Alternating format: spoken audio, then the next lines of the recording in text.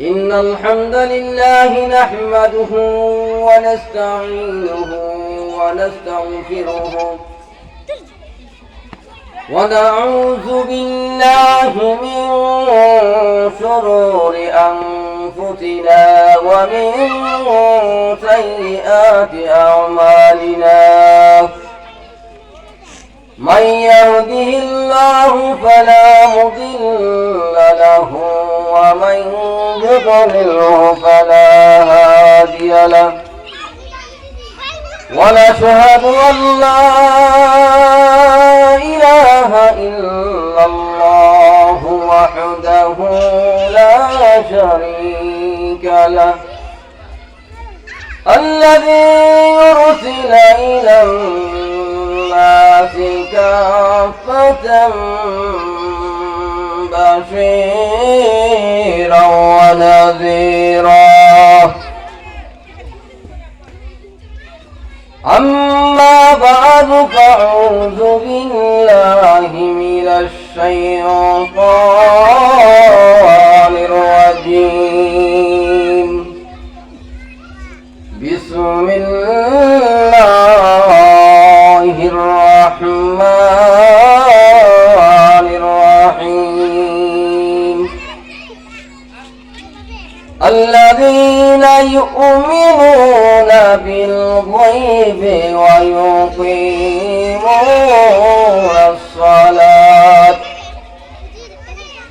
ويقيمون الصلاة ومما رزقناهم ينفقون والذين يؤمنون بما أنزل إليك وما أنزل من قبلك وبالآخرة هم يوقنون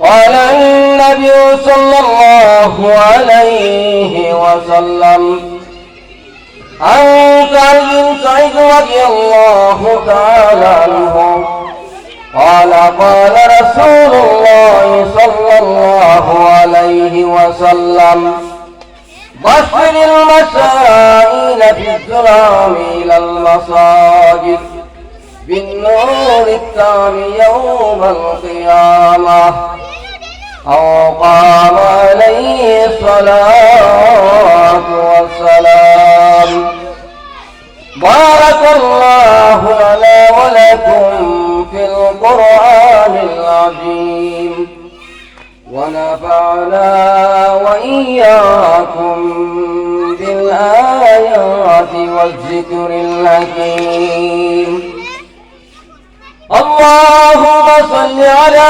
محمد وعلى آل محمد كما صليت على إبراهيم وعلى آل إبراهيم إنك حميد مجيد اللهم بارك على محمد وعلى آل محمد كما باركت على إبراهيم وعلى آل إبراهيم إنك حميد مجيد صلى الله على سيدنا ومولانا محمد وعلى آله وصحبه وسلم صلى الله على سيدنا ومولانا محمد وعلى آله وصحبه وسلم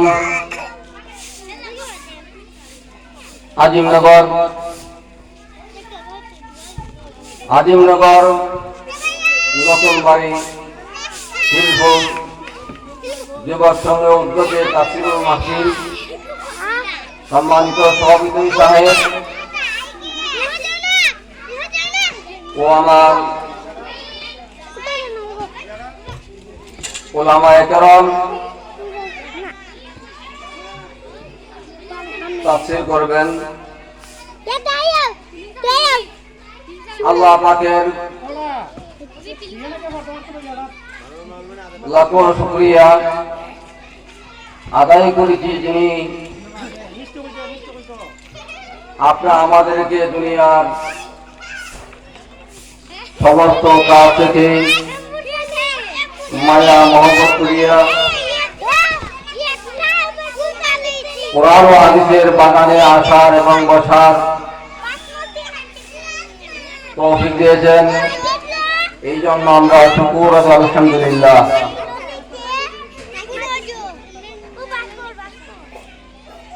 সম্মানিত প্যারে হাজরিন, আমি যে আল্লাহ পাক রব্বুল আলামিনের মহান আল কোরআন থেকে কিছু অংশ আয়াত তিলাওয়াত করেছি এবং বিশ্বনবী মুহাম্মদ রাসূলুল্লাহ সাল্লাল্লাহু আলাইহি সাল্লামের অসংখ্য হাদিসের ভান্ডার থেকে সূত্রকে হাদিস পেশ করেছি। আল্লাহ রাব্বুল আলামিন কোরআন আয়াতকে এবং বিশ্বনবী মুহাম্মদ রাসূলুল্লাহ সাল্লাল্লাহু আলাইহি সাল্লামের হাদিসকে সামনে রেখে মহান আল্লাহ পাক রব্বুল আলামিন যদি আমাকে তৌফিক দান করেন তাহলে কিছু আলোচনা করার চেষ্টা করব ইনশাআল্লাহ। সম্মানিত প্রিয় হাজরিন,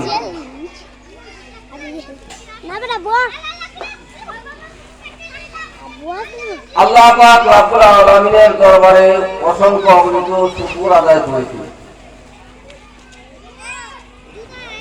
যে আপনি আমাদেরকে মহান আল্লাহ পাক রব্বুল আলামিন কোরআন ও হাদিসের বাগানে আসার বসার তৌফিক দিয়েছেন। এই জন্য আমরা পুরো শুকর আলহামদুলিল্লাহ। ভাইরা আমার, বন্ধুরা আমার, আলোচনার আগে দুনিয়ার ক্ষেত্রে একটি ভূমিকা তুলে ধরেছি। ভূমিকাটা হলো যে আজকে আগামী যে দুনিয়াতে বাস করি, এই দুনিয়াতে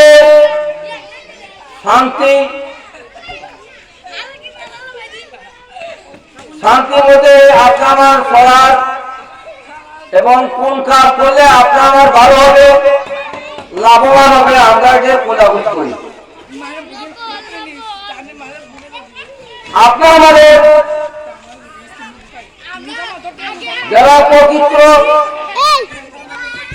আল্লাহ রাব্বুল আলামিনের বান্দা, তাদের কাছ থেকে আমরা ভালো পরামর্শ নিই কিভাবে কাজটা করলে, কিভাবে চললে আপনার আমাদের সামনের দিকে ভালো হয়। আমি যে আপনাদের সম্মুখে মহান আল কোরআন থেকে ছোট্ট কয়েকটি আয়াত তেলাওয়াত করেছি, সূরাতুল বাকরা।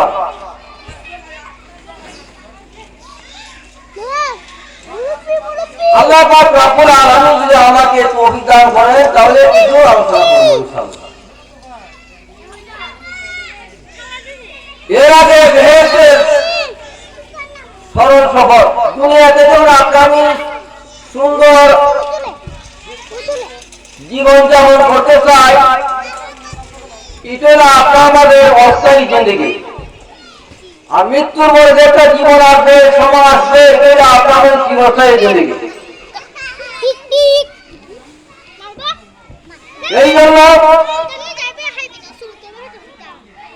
আপনাদের সম্পর্কে আমি একটি ঘটনা তুলে ধরেছি। বিখ্যাত হযরত আবু হুরায়রা রাদিয়াল্লাহু তাআলা আনহু বলেন, বর্ণনা করেন, এই ব্যক্তি আরবেতে হাজির হলেন আল্লাহ রাব্বুল আলামিন।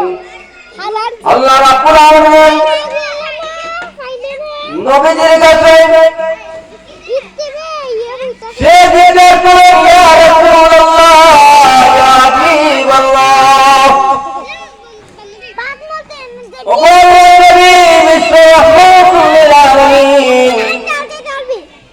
আমাকে এমন একটি আমল করে দিন যার অনুসরণ করে আমি জান্নাতে প্রবেশ করতে পারবো। বলেন সুবহানাল্লাহ।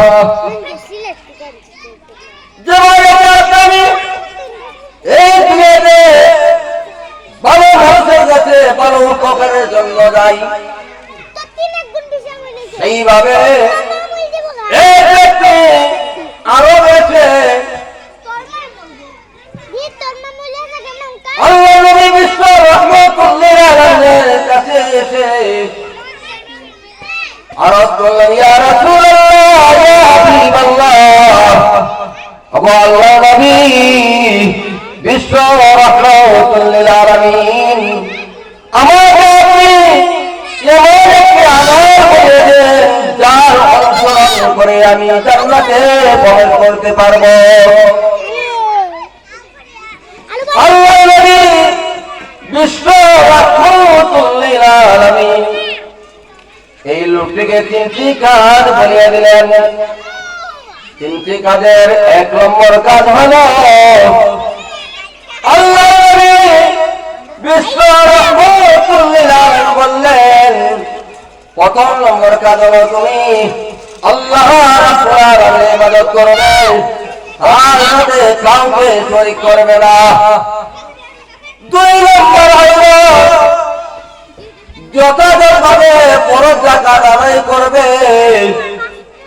তিন নম্বর হইল মাহে রমজান মাসের সিয়াম সাধন করবে, অর্থাৎ 30টি রোজা যথাযথভাবে আদায় করবে। বলেন সুবহানাল্লাহ। লোকটি আল্লাহর নবী বিশ্ব রহমতুল্লাহ আলাইহির আদেশ শুনে লোকটি বললেন, ইয়া রাসূলুল্লাহ,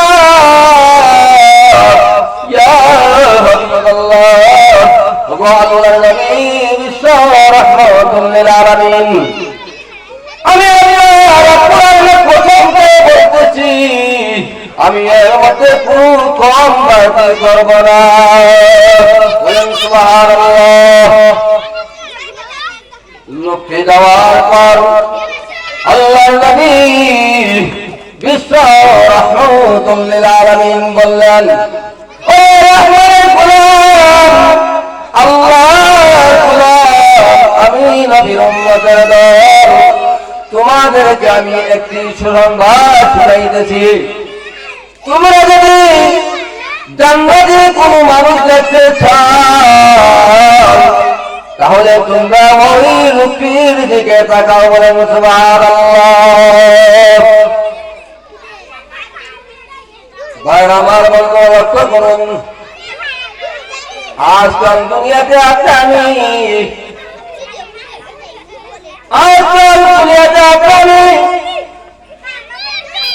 কোন জিনিসকে ব্যবহার করলে আল্লাহ রাব্বুল আলামিন সন্তুষ্ট হবে, কোন বুঝি কামাই বুঝি করলে কোনটা হালাল হবে কোনটা হারাম হবে আমরা সেটা বুঝেও বুঝি না। কোন কাজ করলে আল্লাহ রাব্বুল আলামিন সন্তুষ্ট হবে, আমার নবী মুহাম্মদ রাসূলুল্লাহ সাল্লাল্লাহু আলাইহি ওয়াসাল্লাম সন্তুষ্ট হবে, সেটা আমরা বুঝার পরেও আমরা বুঝি না। কিন্তু আমার ভাইরা বন্ধুরা, শুনে রাখো, একদিন এমন এক সময় আসবে যেদিন কোন কেউ সাহায্য করতে পারবে না। এই জন্য কোরআন ও হাদিসে ইবাদতের প্রতি অনেক বেশি গুরুত্ব রয়েছে। আল্লাহর নবী বিশ্ব রহমতুল্লাহ আলামিন ইবাদত করার পদ্ধতি বলে দিয়েছেন। আর হাদিসে আল্লাহর নবী রহমতুল্লাহ আলামিন ইরশাদ করেন, তা'বুদুল্লাহ কা'আন্নাকা তারাহু ফাইন লাম তাকুন তারাহু ফাইন্নাহু ইয়ারাকা। আল্লাহর নবী রহমতুল্লাহ আলামিন বলেন, ওরে আমার উম্মতের দল, তোমাদেরকে আমি একটি সুসংবাদ শুনাইতেছি, তোমরা এমন ইবাদত করবে যেন আল্লাহ রাব্বুল আলামিনকে দেখেছো।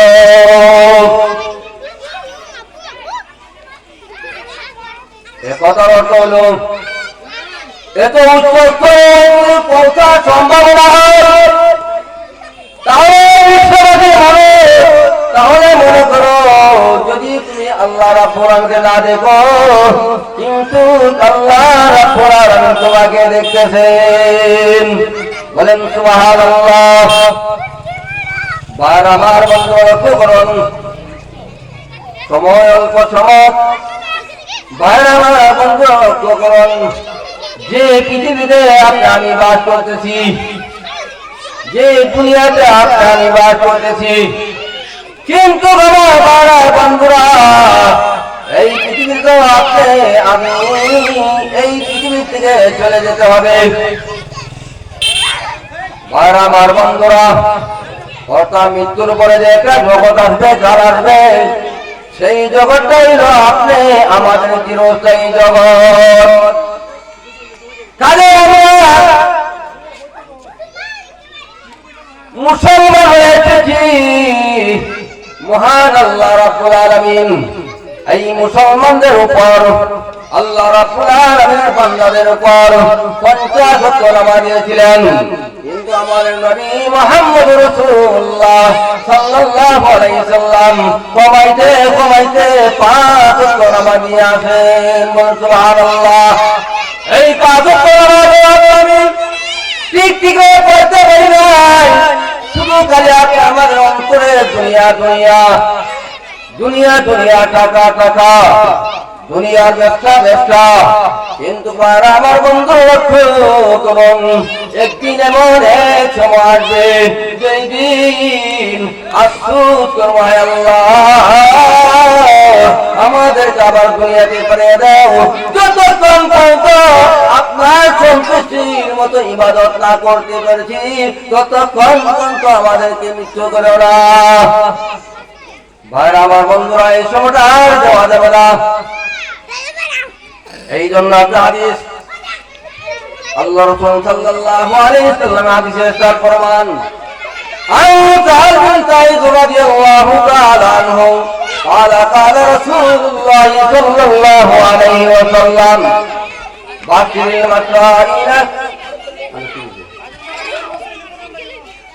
المسائل في الظلام من المساجد بالنور التام يوم القيامة.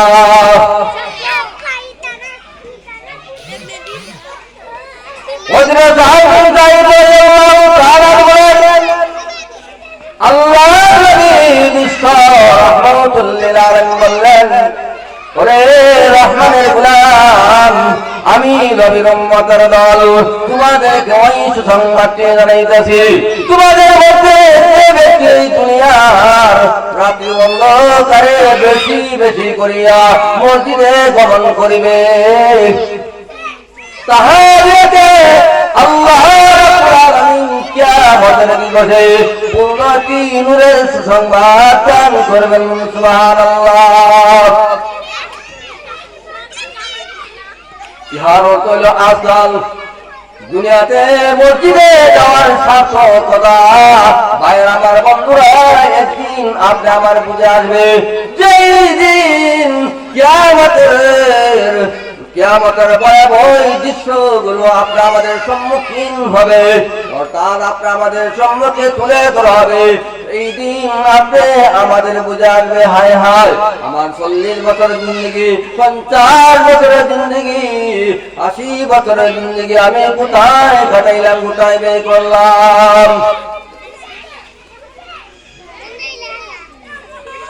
আল্লাহ নবী রাহমাতুল লিল আলামিন, আর যারা দুনিয়ার অন্ধকারকে, আমার উম্মতের মধ্যে তারা দুনিয়ার অন্ধকারকে তুচ্ছ মনে করিয়া মসজিদে গমন করিত, কিয়ামতের দিবসে কিয়ামতের দিন সূর্য উজ্জ্বল হইতে একটি নূর তার সঙ্গে চলিতে লাগবে, বলেন সুবহানাল্লাহ।